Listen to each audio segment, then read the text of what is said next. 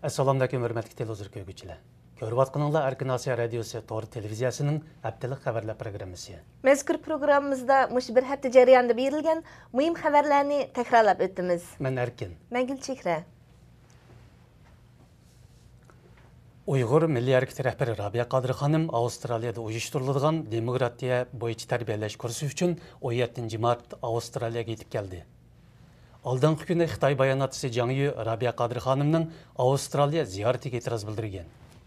Rabia Qadir xanım Sidney aydırımıdan ziyaretimizni qabul qilib, Xitay hökumətinin Uyğurlar üstüdən qattiq bastırış siyasəti yürgüzüb atqanlığını və məzkur qilmishining oshkorlanib ketishidan ansiraydiganligini bildirdi.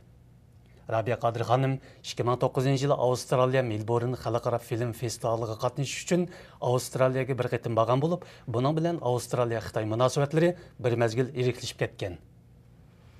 Seyşembe günü Cenevada davam kılıyatkan Birleşken Devletler Teşkilatı'nın 16. qitimlik kişilik hukuk yığınında Uygur meselesi yeni bir qitim oturgu düştü.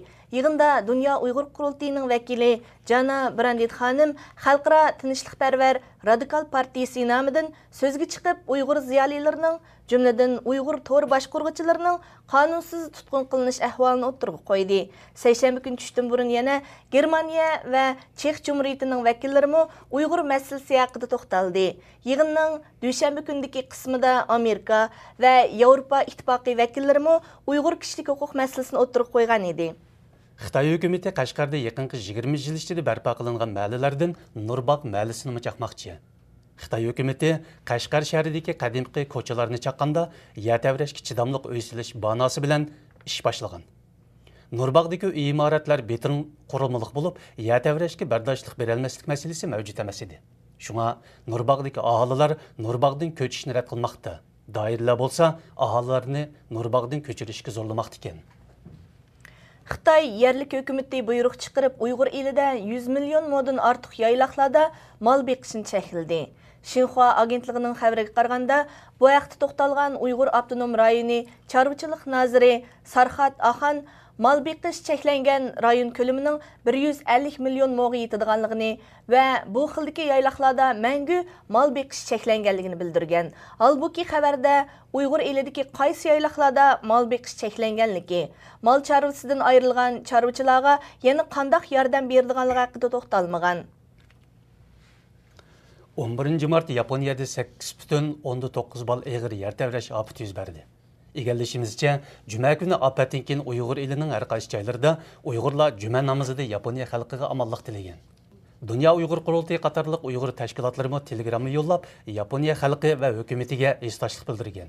Shu qatorda ilgari Yaponiyada bilim egallagan Amerikadagi Uyg'ur ziyolilari Yaponiya xalqiga yordam qilish uchun tirishchanlik ko'rsatmoqda.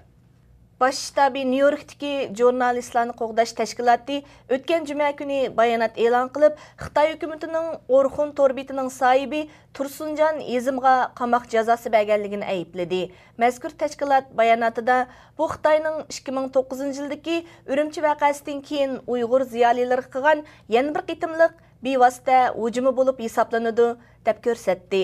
Xitoy hukumati 2009-yildagi 5-iyul voqeasidan keyin Uyg'ur biz, Shabnam va Diyorim qatorliq torbatlarning xodimlarini qo'lga olgan va jazoga tatgan edi. Xitoy yo'lga qo'ygan Yasmin namoyishining oldini olish harakati davomida Beijingdagi bir turkum Uyg'ur arzdorlardan Ömerjon Abla, Tursun G'opor va Aygul To'xti qatorliqlar tutib ketilgan. Әтісі Қытай сақчылары Uyghur әріздалла топлашып тұрыватқан чедіріні бұзып ташылған. Мәлім болышычы бұл 3 нәпір Uyghur әріздар өткен әптінің пәйшәмбі күні кәшті тұтып кетілген və yurtıға апар өтілген болып, нөвәтті ола өз өйлерді нәзербәндке елінған. Pensilvaniya Universiteti muzeyida o'tkazilayotgan Ipak yo'lining siri nomli ko'rgazmaga qo'yilgan tarim quruq jasadlari ko'rmanlarni alayda jalb qildi.